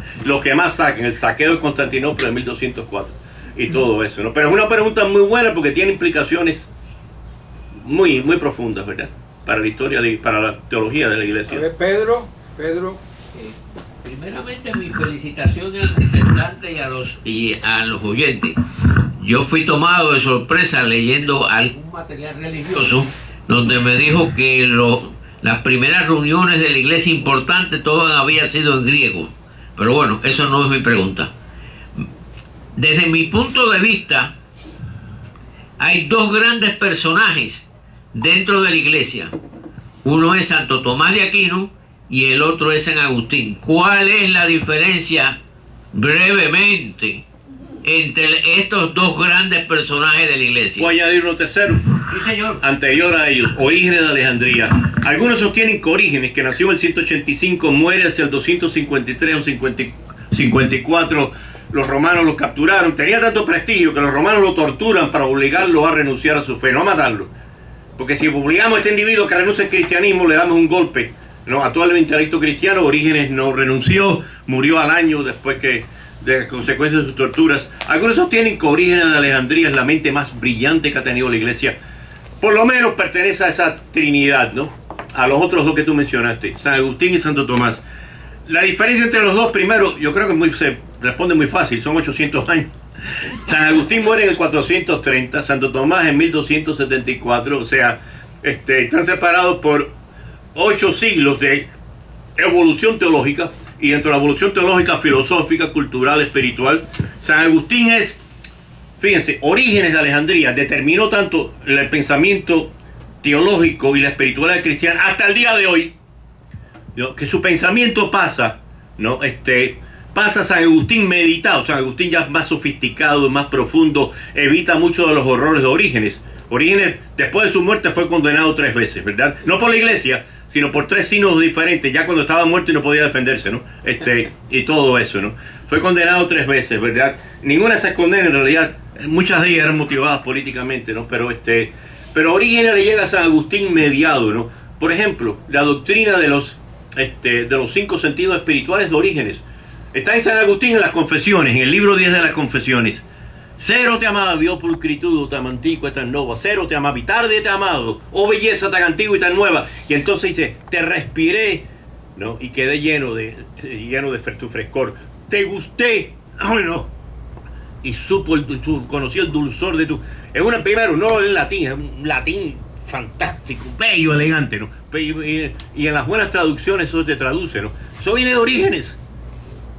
La doctrina, o sea, hay sin duda una influencia como hubo en Orígenes. Orígenes es el primer gran neoplatónico, ¿no?, filósofo y teólogo neoplatónico de la iglesia, ¿no? No fue contemporáneo de ese otro gran neoplatónico filósofo pagano, ¿no?, Plotino, que también influyó a San Agustín, ¿no? El paralelismo entre Santo Tomás y San Agustín. Bueno, 800 años de diferencia. Santo Tomás, o sea, San Agustín, sin San Agustín no se entiende Santo Tomás. O sea, Santo Tomás recoge a San Agustín y lo que hace es básicamente una crítica, una apropiación crítica, pero también profunda, ¿no?, de la doctrina de San Agustín. El paralelo es yo diría, ¿no? Santo Tomás depende, como hemos explicado antes, ¿no?, al principio, ¿no?, ya de una visión más matizada, más especulativa, ¿no?, de un recoger, ¿no?, a Aristóteles, mediado por Platón y otros filósofos como tal. San Agustín en ese sentido, ¿verdad? Maritani eso tiene algunas intuiciones buenas, ¿no? Pero también tomo, mira, mi director de tesis, ¿no? En Santo Tomás tú tienes la Suma Teológica y todo lo que él escribió, ¿no?, muy sistemático, ¿no? San Agustín no es un individuo sistemático. Sus obras principales, las Confesiones, ¿no?, su exposición sobre los Salmos, una cosa bella. Su comentario al Evangelio de San Juan, una cosa súper bella, ¿no? Súper bella, ¿verdad? O sea, su Ciudad de Dios, que fue el primer tratado de filosofía política en la historia de la iglesia, la Ciudad de Dios de San Agustín, ¿no? O sea, él aborda así problemas de su tiempo, pero Santo Tomás, o sea, mira, ya di en la clave. Santo Tomás hace algo que no se había hecho hasta ese momento. Cuando Santo Tomás va a hacer su doctorado en la Universidad de París, había un tema obligado de disertación doctoral. O sea, no es como hoy en día que tú escoges más o menos el tema con la aprobación. Y era escribir un comentario sobre la sentencia de Pedro Lombardo. Había sido obispo de París, murió en el año 1162. Lombardo, el mérito que había tenido es que había escrito una especie de compendio de teología, ¿no?, tomado de los padres de la iglesia. Contexto de los padres de la iglesia, con los clásicos temas, Dios, la creación, Cristo, el pecado y todo ese tipo de historia, ¿no? El fin del mundo y todo ese tipo de historia. Pero ¿qué ocurre? Los padres de la iglesia tienen una diversidad de tradiciones. O sea, hay de todo como en botica. O sea, tú puedes escoger los méritos de la sentencia de Pedro Lombardo que le gustaba a todo el mundo. Porque ahí tú podías escoger los textos que más te... Santo Tomás dice, no. Yo tengo que encontrar un sistema filosófico que sea coherente en sí mismo y que le dé coherencia a mi teología, ¿no? Y esa es la diferencia grande, para mí, por lo menos teológica, entre él y San Agustín. ¿No? Ha dicho el padre, un tomista de la Orden de los Agustinos, Cornelio Fabro, que tiene un libro muy impresionante sobre la teoría de participación de Santo Tomás. Y Santo Tomás fue un gran teólogo, porque el 70% de sus obras fueron obras filosóficas. Por eso fue un gran teólogo. No, eso no se puede decir de San Agustín. San Agustín no hay obras propiamente como en Santo Tomás, comentario a la ética nicomáquia de Aristóteles o a su metafísica, ¿no? O sea, en San Agustín, teología y filosofía, ¿no? San Agustín es, o sea, tengan en cuenta, ¿no? Él estudió en Cartago, ¿verdad? Que era la meca intelectual de la época. Él conocía a los estoicos, a los neoplatónicos, y era un individuo muy sofisticado en todo esto, ¿no? Pero después de su conversión, ¿verdad? Después de su conversión, a partir del año 387, ¿no? O sea, ¿no? Sus libros van adquiriendo, sus obras van adquiriendo ¿verdad? Esta especie de síntesis bella, poética muchas veces, ¿verdad? De gran profundidad teológica, ¿no? Pero, o sea, pero que no tiene el carácter sistemático de Santo Tomás, que al fin y al cabo, ¿para quién escribe Santo Tomás la Suma Teológica, que fue lo último, no lo último, lo penúltimo que él escribió? En el prólogo, la primera parte, ¿para quién la escribe él? Para compañeros teólogos de París, super teólogos de esto, compañeros de él, no. Se lo dirige a los estudiantes de teología de la Orden de los Dominicos. Y entonces él dice que hasta ahora han sido víctimas de muchas obras llenas de verborrea y de palabras inútiles. Yo quiero darle una obra clara, sintética, que les dio su obra de genio, la Suma Teológica. O sea, a ese la dirige a ellos, a la gente que no saben mucho o poco o nada de teología, que están empezando a estudiar teología en la Orden de los Dominicos, va dirigida a ellos, y es su obra de genio. Y sin embargo, yo diría que es su segunda obra de genio. La obra que había escrito 5 años antes, la Suma contra Gentiles, eso vale la pena leerla. Es una obra también exquisita, de profunda. Profunda. Y el tema de la encarnación, que ya San Anselmo lo había sacado en el siglo XI, curdeos somos. ¿Por qué Dios se encarnó? ¿Por qué Dios se hizo hombre? En la Suma Teológica, Santo Tomás dice, esta es una pregunta muy complicada. Muchos han querido respuesta. Ahora, como la Escritura nos dice que el Hijo de Dios se hizo hombre para redimir nuestros pecados, parece ser que si no hubiera habido pecado, no hubiera habido encarnación. Pero en la Suma contra Gentiles, 5 años antes, él ha dicho lo contrario. Él ha dicho, la encarnación fue necesaria, porque nada nos impulsa a amar a otra persona tanto como volver a esa persona a hacerse uno con nosotros. Luego, la encarnación fue necesaria para llevarnos al amor de Dios. Esa es la complejidad y la ambigüedad del genio de Santo Tomás, pero lo hace de una forma sistemática. San Agustín no. O sea, no busquemos sistemas en San Agustín. Obras geniales, sin duda, estas que he mencionado, ¿no? Pero Santo Tomás es distinto. 70% de todas sus obras fueron obras de filosofía. Por eso fue un gran teólogo, según muy bien ha dicho Cornelio Fabro. Tú dirías que... Gracias. Tú dirías, Sisto, que San Agustín fue más... ¿Cómo que iba a decir yo? Que era más poético que Santo Tomás. Es decir, esa belleza de San Agustín se ve más en Agustín que el carácter sistemático. El carácter sistemático de Santo Tomás puede caer en lo que Varela después criticó, un memorismo, un método difícil. Pero en San Agustín todo es delicia. Ajá. Yo he leído las confesiones de San Agustín, es una cosa que te deleita. Ajá, amén, ¿Verdad? amén, amén, O sea, hay una psicología. Por ejemplo, Santo Tomás nunca habla del mismo. San Agustín sí. Las confesiones es una obra de él, sobre él. Y cuidado que no es una autobiografía. Las confesiones, si uno las lee con cuidado, son una oración gigantesca de principio a fin, Sí. donde se desarrolla su vida. Percusisti cor meum verbo tu, et amabite, heriste mi corazón con tu palabra y te amé. Qué cosa más linda. Eso está en las confesiones, en el libro sexto de las confesiones, ¿no? Oh, belleza, tarde y llegado. Pero te amaba, También hay que exacto. tener en cuenta que San Agustín originalmente no era cristiano como tal, como maniqueo también. Sí, pasó por muchas sectas. Y miren lo que es la cosa, siendo todavía sospechoso el maniqueísmo, aunque él abandonó el maniqueísmo por una cosa muy sencilla. Los maniqueos se hicieron muy fundamentalistas. La Biblia dice, bueno, los maniqueos hicieron algo parecido. San Agustín tenía demasiada inteligencia para caer. Se apartó de los maniqueos, todavía no era cristiano. ¿Qué ocurre? Él va a Roma y abre una escuela de retórica. Pero según la ley romana de aquella época, tú podías matricularte para un curso, ¿no? En un semestre, 6 meses, ¿no? Para un curso, ¿no? y cursar 5 meses sin pagar la matrícula. Entonces, ¿qué pasaba? Te ibas del curso y lo volvías a coger. San Agustín no le pagaban. Entonces, ¿qué ocurre? El prefecto de Roma era un pagano que quería revivir el paganismo, Símaco. Y Símaco era el primo hermano de San Ambrosio, el gran obispo de Milán. Y San Ambrosio le había ganado un litigio, él había sido abogado, ¿no? Símaco había querido poner la estatua de la diosa pagana de la Victoria en el foro del Senado romano. San Ambrosio le puso un pleito legal y se lo ganó, y Símaco no se lo perdonó. Entonces digo, esta es la mía. Yo tengo este individuo que me dicen que fue maniqueo, San Agustín, un hombre brillante. Lo voy a enviar a Milán, donde está este primo mío que yo odio tanto, San Ambrosio, ¿no? Y le voy a dar ¿cómo se llama? Un puesto de maestro de retórica ahí. Y ahí lo envía, y San Agustín tiene estas palabras inmortales al final del libro quinto, creo que es en las Confesiones. Et advenit in Mediolanum ad Ambrosium episcopum. Y llegué a Milán, Ambrosio el obispo. Ya empieza ese proceso de conversión, que tiene 2 etapas. Si uno lee el libro séptimo de las Confesiones, San Agustín primero se convierte intelectualmente. Él no podía hacerlo de otra manera. San Agustín no hubiera aceptado una religión para brutos. Eso, incluso la Biblia, él no pudo aceptar la Biblia, era una cosa demasiado vulgar. Claro, no veía una traducción infame antes de la Vulgata, ¿no? Pero San Agustín dice en ese libro séptimo, los platonistas, como lo llamaban los neoplatónicos, ¿no? Nos dicen que en el principio era el verbo, ¿verdad?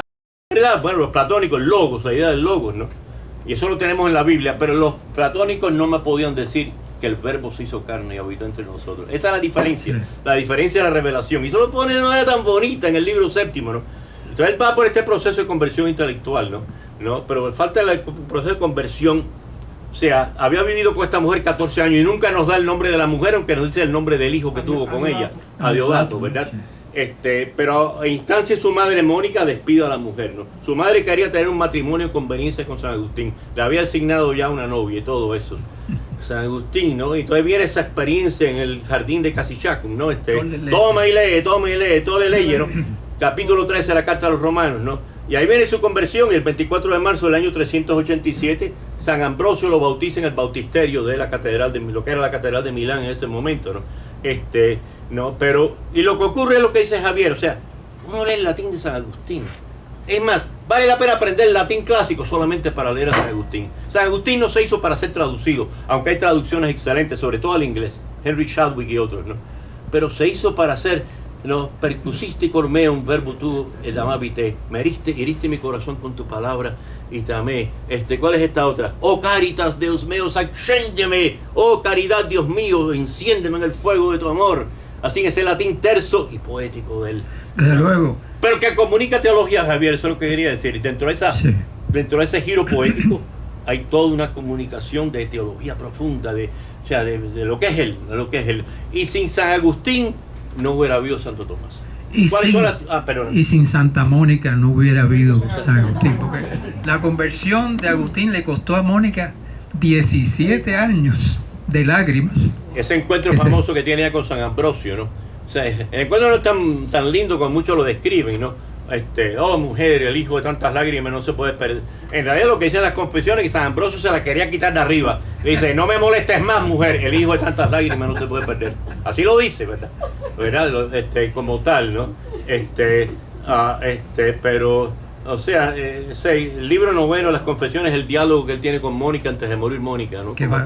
Una maravilla. Una maravilla, es toda una experiencia mística, ¿verdad? Sí. Cuando uno lo lee, ¿no? Pero, ¿ustedes saben cuál es mi obra? Bueno, las confesiones, claro, eso es su clásico. Su comentario al Evangelio de San Juan, que Santo Tomás lo tomó como punto de partida para su propio comentario al Evangelio de San Juan. O sea, Santo Tomás parte desde el comentario de San Agustín, ¿no? Cuando Santo Agustín está explicando lo que es la Eucaristía, el texto, el capítulo 6 de San Juan, que es el capítulo eucarístico del cuarto Evangelio, ¿no? Y tiene para mí lo que es, esa frase, no lo digo en latín para no parecer pedante, ¿no? Pero donde dice, ¿cómo entender esto de la Eucaristía? Dice, dame un corazón amante y sentirá lo que digo. Dame un corazón anhelante, deseante, hambriento, ¿no? Un corazón peregrino y sediento en esta vasta soledad y anhelando la patria eterna. Dame tal corazón y comprenderá lo que digo. Fíjense la simetría. Sentirá lo que digo, comprenderá lo que digo. En el medio, un corazón peregrino, sediento, anhelante. Sí, ¿cómo es que da amante me sentir contigo, da desiderante en desorienten. El latín es bello, ¿verdad? O sea, pero ahora tú dices, oh, qué poesía más linda, pero un momentico, es algo más que poesía. O sea, ese Santo Tomás de Aquino, o sea, el corazón adelante, eso nos hiciste para ti, Señor. O sea, y mi corazón está inquieto hasta que descanse en ti. La mayor parte de la gente, ay, qué cosa más bella, poética. No, eso no es solo poesía. Eso es Santo Tomás, que 8 siglos después va a decir en su obra de Veritate, en todo acto, más sistemática y más aburridamente, menos poéticamente, en todo acto del conocer, el sujeto cognitivo, todo acto del conocer, sea religioso o secular, el sujeto cognitivo, o sea, la persona conoce a Dios implícitamente en todo lo que conoce. Todo el que pueda amar, ama a Dios implícitamente en todo lo que conoce. Bien sea un amor conyugal, amor de amistad, bien sea un ateo, sea un cristiano, o sea, eso sale directamente del comienzo de las confesiones. Sí, fecistinos a te domine, nos hiciste para ti, Señor. Et inquieto mes cor nostrum, donic requiescar in que inquieto está mi corazón, o sea, inquieto, sí, con pica pica hasta que descanse en ti. Ay, qué poético. No, eso es metafísica, eso es antropología teológica y Santo Tomás lo va a desarrollar, ¿verdad? Una pregunta. Oye, vamos a ver, ¿qué tiempo estamos? ¿Qué tiempo tenemos? Déjeme hacer un comentario, pero digo, por favor. Muy importante. Perdóneme a ver si... Yo voy a pagar la mesa, el daño a la mesa, no se preocupe. Yo estoy leyendo ahora San Agustín. Ah, qué bien. Le pregunto a usted, para mí es una manera de proyectar la espiritualidad, como yo lo... Sin duda. Cuando lo leo, la manera tan sensitiva, como él presenta y como usted dice las comparaciones, es como su espiritualidad, no como poesía, como yo lo veo. Sin duda, sí. Lo único que dije fue que las confesiones, algunos la han definido como una especie como de autobiografía espiritual, otros como una especie de diario. No, en su esencia más íntima. Si usted lee la confesión, bueno, usted la está leyendo, oh Dios mío me llamaste, es toda una oración de principio a fin, pero una oración donde se desenvuelve la riqueza y la belleza insondable de un alma apasionada, igual que San Pablo. Las dos conversiones clásicas en la historia de la iglesia han sido San Pablo, San Agustín. ¿Qué tenían en común los dos? A ninguno de los dos la conversión los hizo así tranquilitos, beatos, ¿verdad? No, dos corazones que con la misma pasión con que persiguieron, que negaron la iglesia y a Jesucristo, con la misma pasión lo van a testimoniar, con la misma pasión. Guerreros. Aquello Santo Tomás, gracia non tolit naturam sed perficiem. La gracia no desplaza la naturaleza, la perfecciona, ¿verdad? O sea, como tal, o sea que esa pasión de San Agustín sigue ahí, ¿no? Y eso usted lo va a ver en las confesiones, ¿no? Cuando el libro 8 de las confesiones, su conversión, ¿no? Sí, perdón. No, tengo una pregunta. Usted nos estaba diciendo que en los primeros siglos de la iglesia la lengua que se usaba era... ¿Qué pasa? ¿Aló? No, está funcionando. La lengua que se usó al principio fue el griego. La lengua oficial. Ok. Oficial. Después el latín. Ahora, hay una pregunta. Después del Concilio Segundo de Vaticano. Eso. No dije tanto después el latín. El latín se empieza a usar más y más. Fíjate al cabo. Estamos hablando del Imperio Romano, cuya lengua oficial legal era el latín. Pero todo romano educado, como tú mencionaste al principio, ¿no? Sabía griego. Los grandes poetas, Horacio, Virgilio, estudiaron en Atenas y todo eso, ¿no? Lo que pasa es que el latín poco a poco se va expandiendo más en los documentos de la iglesia, ¿verdad? Los padres, los padres, ¿no? Los San Agustín, Hilario Poitiers y otros, ¿no? ¿Cuál es la pregunta? Tengo la pregunta. Sí. En estos momentos y después del Segundo Concilio de Vaticano, Sí. ¿Tiene más importancia el uso del vernáculo para precisamente porque estamos en el nueva evangelización a los pueblos?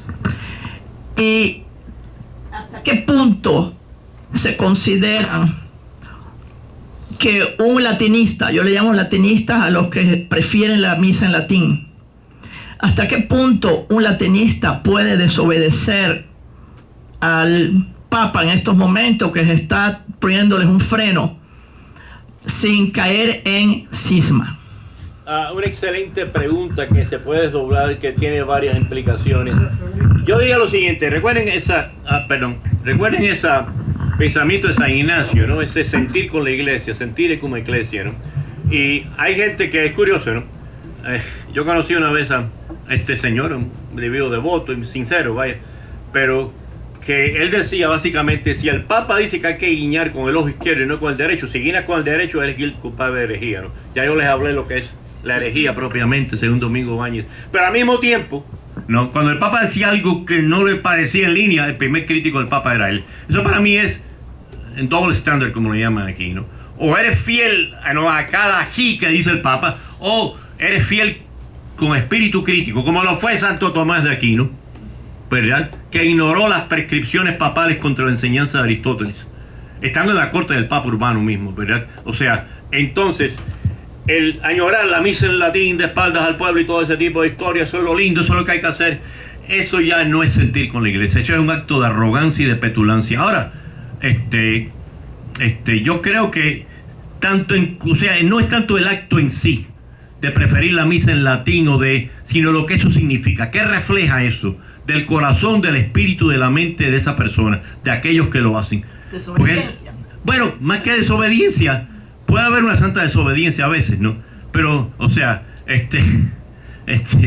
yo le puedo citar casos de santos que fueron excomulgados en su época, ¿no? Pero bueno, no voy a entrar en eso ahora.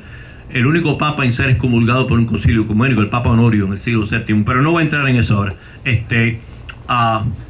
¿Qué refleja eso? Para mí refleja desobediencia, refleja primero una ignorancia espantosa, ¿no? De lo que es el Vaticano II, de lo que es el sentido de que la iglesia tiene que cambiar. Iglesia, dogma, doctrina, teología, todo esto evoluciona. No existe una teología perenne. Santo Tomás jamás quiso hacer una teología perenne, ¿verdad? Entonces, el pretender eso es un acto de, primero, manifiesta una ignorancia terrible, segundo, una petulancia y una arrogancia horrible, y tercero, tanto en cuanto eso puede ser lugar de escándalo, cae objetivamente bajo el ámbito de lo que llamamos pecado como tal, propiamente, ¿no? Por otro lado, ¿no? O sea, para mí, yo siempre bendeciré a aquellos maestros que yo tuve en mi programa doctoral en Notre Dame, que me exigieron pasar exámenes de 2 horas cada uno, en latín, en griego antiguo, en hebreo. No llegué a tomar el de hebreo porque no me lo exigían, ¿no? Porque, como dije antes, no es tanto el latín, por el gusto del latín, la misa en latín, sino que el latín, igual que el griego, es un idioma que te abre una cultura nueva. Y el latín, no solamente de Santo Tomás o Agustín, o decir la misa, o sea, la misa tridentina como tal en latín, es leer a Virgilio, Horacio, a los grandes poetas, a San Agustín en latín, ¿no? Que es una belleza, como dijo Javier muy bien, una delicia, ¿no? Y todo eso, ¿no? Y todo eso, o sea que, y el griego igual, el griego. Miren, o sea, hay pocos, este es el Nuevo Testamento en el griego original, enteritos, ¿no? Sin traducción. Para mantenerlo vivo, para que no se me olvide, idioma que no se practica se olvida, ¿no? Yo leo el Evangelio del día todos los días en el griego original porque si no se me olvida, ¿no? Y yo enseñé griego antiguo en el seminario y todo eso, ¿no? ¿Qué ventaja tiene? Oh, Sixto García sabe. No, mijo, no. Es que primero, leer la palabra de Dios en el idioma original, que es el Nuevo Testamento en que se escribió, ver la belleza del sentido original, el poder emocional de cierta frase que los traductores de las mejores Biblias no alcanzan, porque no hay ninguna traducción que sea fiel al original. Los italianos tienen una frase muy bonita: traduttore, traditore. El traductor es siempre un traidor. O sea, entonces si uno puede leer el idioma original, igual que el Antiguo Testamento en hebreo, San Agustín en latín, ¿por qué no? ¿Verdad? ¿Por qué no? Vale la pena hacer el esfuerzo. Claro, hablar de esfuerzo académico hoy en día, ¿no? Bueno, yo enseñé un seminario 30 años. A la hora de hablar de frustraciones pedagógicas, créanme, o sea, yo me siento muy en sintonía con Varela, ¿verdad? En ese sentido, ¿no? Pero tuve estudiantes brillantes, ¿no? Que apreciaban todo eso. Luego, por un lado, aprender latín por el hecho de la misa tridentina, y qué bonito, la iglesia, la misa antigua, ¿no? De espaldas al pueblo. No, eso es arrogancia, petulancia, una ignorancia, ¿no? De lo que es la esencia misma de la iglesia, de su teología, doctrina y dogma y todo eso. Pero por otro lado, aprender latín y griego, sí, como no, ¿por qué no? No, yo alentaba a mis estudiantes en el seminario, cuando yo enseñé, eso no era obligatorio, se daban electivas, ¿no? Y yo di muchas electivas en griego koine, griego del Nuevo Testamento, ¿no? Y también griego de la iglesia antigua, pero como electiva, no se obligaba, ¿no? Y yo les decía, aquí tienen la oportunidad de leer los originales, ¿verdad? Que una cosa muy linda, entrar en el espíritu, en la emoción, en el poder temático y académico y sobre todo espiritual. Ejemplo de eso, Jesucristo mira a la multitud de 5.000 que tienen hambre y siente compasión. Es una traducción muy débil. El verbo griego ahí es splanizomai, que significa desplanar, entraña. Literalmente significa se le conmueven las entrañas. Traduce el hebreo, ¿verdad? Rahamim, ¿no? Rahamim, o sea, Raham es útero, entraña, ¿no? Eso está en Oseas, capítulo 8, capítulo 11, versículo 8. ¿Verdad? Dios se le conmueven sus entrañas ante su pueblo, ante el dolor. Se le conmueven las entrañas. ¿Usted sabe lo que es decir eso de Dios? En una religión monoteísta que tristemente sobreenfatiza la omnipotencia y supertrascendencia de Dios y lo desconecta de nuestros dolores y emociones. Decir que a Jesús se le conmueven las entrañas. Es que hay algunas traducciones, ¿verdad?, que de vez en cuando uno se encuentra con ellas. Pero cuando yo leo, Jesús sintió compasión. Ay, por favor, mijo, por favor. Por favor, qué traducción más estúpida y más débil. Splanizomai, se le conmovieron las entrañas. Y eso viene de su cultura hebrea, su cultura judía. Él era buen judío. El sitio privilegiado de predicación de Jesús eran las sinagogas, ¿verdad? Igual que San Pablo, ¿no? ¿Verdad? O sea, el Rahamim, las entrañas de Dios se conmueven. ¿Por qué no aprender latín y griego si tú puedes tener acceso a eso? ¿Explico lo que estoy diciendo? Pero no por celebrar la misa tridentina en latín, de espaldas al pueblo, qué bonito. Toda esta herejía del Vaticano II, ¿no? De la misa en vernáculo y todo eso. Bien, no sé si he contestado a tu pregunta. Pero una cosa que dijiste hace un momento tan linda, yo centraba todo mi curso de Cristología en el seminario en eso, la humanidad de Cristo. Ha dicho Karl Rahner, uno de los grandes teólogos del Vaticano II, que una herejía condenada por la Iglesia en el Concilio de Calcedonia en 451, que negaba la practicalidad de la naturaleza humana de Cristo. O sea, el monofisismo de mono, o sea, una sola naturaleza, la divina, ¿no? Dice, nuestras parroquias, decía Rahner, están llenas de herejes monofisitas que no lo saben que lo son. No me toques a mi Jesús. Cuando yo quiero hablar de la humanidad de Jesús, testimonio de los evangelios, Jesús fue capaz de, y esto es doctrina de la Iglesia, esto no es una especulación teológica herética ni avanzada. Jesús fue capaz de, y sufrió, no solamente físicamente, ¿no? Sufrió frustración, sufrió depresión, lloró cuando la muerte de Lázaro. Está el capítulo 11 del Evangelio de San Juan, ¿no? Versículos 35 y 38. Jesús sufrió la tentación de la casi desesperación en el huerto. Hay que tomarlo en serio, porque ese es el Jesús que nos habla a nosotros hoy en día. Pero aquellos que mantienen, dice, o sea, como dice Rahner, uno hace una entrevista en una parroquia. ¿Quién es Jesús de Nazaret? Bueno, Jesús es Dios, pero no es humano. Sí, pero en el pero ya hay una herejía implícita. La herejía de alejar la humanidad de Jesús de la nuestra. Ha dicho uno de los grandes, implicó San Buenaventura, en contemporáneo de Tomás, implicó esto, pero lo han dicho muchos otros. Precisamente porque Él es el Hijo de Dios eterno. Jesús de Nazaret pudo encarnarse en la humanidad más vulnerable, más doliente, más sufriente en la historia humana. O sea, fue capaz de entender lo que es la desesperación humana porque la sintió. Fue capaz de entender lo que es la frustración, ¿no? Lo que es la oposición. Los suyos, uno de los dos se lo traicionó, pero el otro, no olvidemos, ese primer papa lo negó 3 veces, ¿verdad? Como tal. O sea, lo que es la frustración, cuando tus amigos te abandonan. Y aquí el corazón de esa herejía a la cual tú implícitamente tú muy bien apuntaste, ¿no? Bueno, eso lo hizo para darnos buen ejemplo, como la oración del huerto. ¡No! Eso lo hizo de verdad, Él sufrió eso. ¿Sudó sangre? Seguro, bueno, eso es San Lucas, pero eso es lo que fuera, sudar la sangre no. Él sufrió, sintió en lo más íntimo de su alma, ¿no? De su corazón, lo que es toda la gama, todo el espectrum del dolor y la frustración humana. Y eso no lo digo yo, lo dice un doctor de la iglesia griega. Él acuñó una frase que se ha hecho estándar en la teología de todos los tiempos, San Gregorio Nacianceno, ¿verdad? ¿No? Aproslepton materapiuton, ¿qué significa? Bueno, significa lo que Jesús no asumió, no lo redimió. Y entonces añade, eso incluye la ignorancia. Jesús de Nazaret tuvo que crecer en conocimiento de quién era Él. Pero Él lo sabía del ser humano. No, Él no lo sabía. Él tuvo que crecer. ¿Quién soy yo? Cara a cara a mi Padre. Cara a cara a la gente. Jesús de Nazaret tuvo que crecer en conocimiento de quién era Él. ¿Quién soy? Una pregunta. Pero tú te das cuenta de la magnitud de lo que tú dijiste. Sí. Es todo un tratado de cristología. Porque me doy cuenta que del Segundo Concilio Vaticano para acá es que nosotros vemos más ese Jesús humano. Porque antes era todo miedo. Antes del Segundo Concilio Vaticano. No todo, ten en cuenta que la teología del Vaticano II, los grandes teólogos, ya estaban haciendo esa teología anterior a que Juan 23 convocara el concilio, si no, no hubieran podido decir lo que dijeron, ¿verdad? Hacer lo que dijeron. Argumentan muchos de los que quieren la misa, dicen que es que la misa moderna, no la misa post, se acerca más a una cosa protestante y que los protestantes de alguna forma se infiltraron en el concilio. Pero ya eso nivela, mira, no es por cuestión de sonar arrogante, ¿no? Pero bueno, hoy, ustedes no tienen idea de lo que ustedes me han hecho disfrutar hoy con las preguntas, de verdad, lo que ustedes me han hecho disfrutar.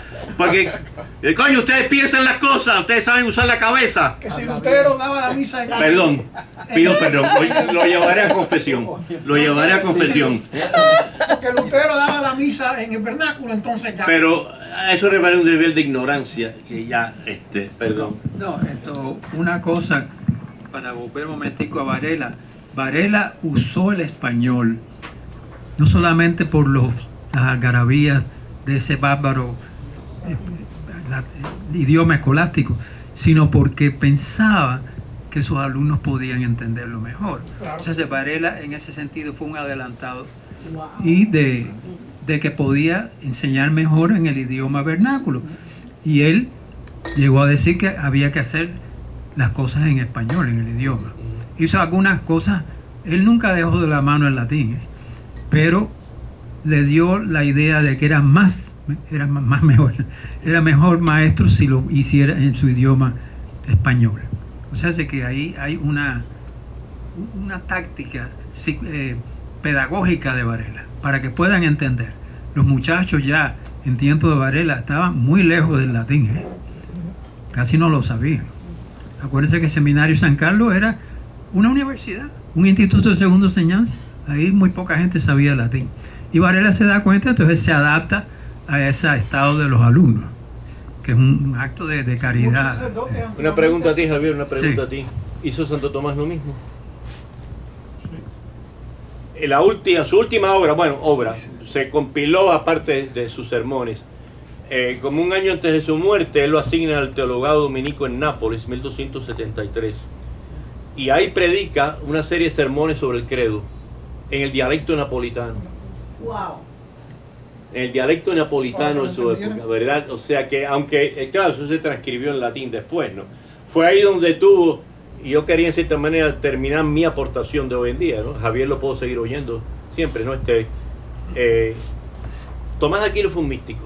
El 6 de diciembre de 1273, habiendo celebrado la misa de San Nicolás, se retira a su celda a seguir escribiendo la Suma Teológica. Está en la tercera parte, pregunta 90, artículo 4 del Sacramento de la Penitencia. Y de pronto suelta la pluma y llama a su secretario, 23 años, ¿no? Fray Reginaldo, ¿no? Y le dice: Fray Reginaldo, no puedo escribir más. A la luz de lo que he visto y se me ha revelado, todo lo que he escrito me parece como paja. Eso es un místico. Eso revela que en el corazón de todo lo que él escribió, de toda su inspiración, de todo su genio, lo que hay es un hombre apasionadamente enamorado de Jesucristo, del Dios Trinitario. Todo lo que ha escrito, y como me dijo a mí uno de mis profesores allá en Notre Dame, bueno, habrá sido como paja, pero era paja muy buena lo que escribió, me dice ¿verdad? Entonces, es tanto así que, fíjate, él no pudo seguir escribiendo más la Suma. Fray Reginaldo, que había sido compañero del secretario del 23 años, terminó tomando de escritos de Santo Tomás de juventud. Tan diferentes, tan inferiores son esos escritos que se publican aparte como un suplemento a la Suma Teológica. O sea, lo que Fray Reginaldo añadió para terminar la Suma. Porque ya, claro, este es Santo Tomás Maduro, el que pasa que ya tiene la analogía de atribución, ¿no? La analogía, Dios es bueno, la Madre Teresa es buena, pero predicamos bondad de dos seres diferentes, de Dios infinitamente. Lo de Aristóteles, hablamos de muchas maneras del ser, pero todo en referencia al absoluto, ¿no? O sea, el absoluto de Dios, del Dios trinitario. O sea, un hombre, un místico realmente, que al final de su vida, ¿cómo termina él? Él después escribió una obrita pequeña, un comentario del Cantar de los Cantares, poco antes de morir en la abadía de Fosanova, ¿no? Pero esas sermones sobre el credo en el dialecto napolitano, todo lo que he escrito, a la luz de lo que se me ha sido revelado, es como paja. Solo un místico puede decir eso.